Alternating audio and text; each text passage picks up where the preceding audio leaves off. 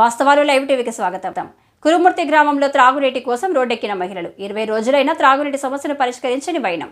గత 20 రోజుల నుండి తాగునీరు లేక తీవ్ర ఇబ్బందులు పడుతున్నారు అని మహబూబ్ నగర్ జిల్లా చిన్న చింతకుంట మండలం కురుమూర్తి గ్రామంలో శనివారం డబుల్ బెడ్రూమ్ కాలనీ వాసులు మహబూబ్ నగర్ నుండి ఆత్మకూరు వెళ్లే రహదారిపై ఖాళీ బిందెలతో రోడ్డుపై బైఠాయించి నిరసన వ్యక్తం చేసి మిషన్ భగీరథ పంప్ హౌజ్కు తాళం వేయడం జరిగింది.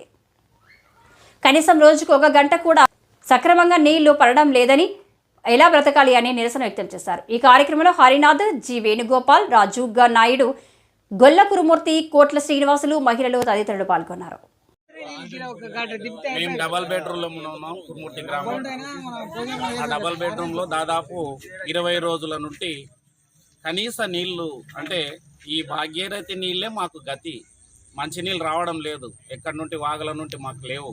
కాబట్టి కనీసం ఈ నీళ్లు కూడా మాకు రావడం లేదు 20 రోజుల కిందటి నుండి మాకు. కాబట్టి మేము ఈరోజు ఈ పంప్ హౌస్ని తాళం వేసి మా నిరసనను తెలియజేస్తున్నాం.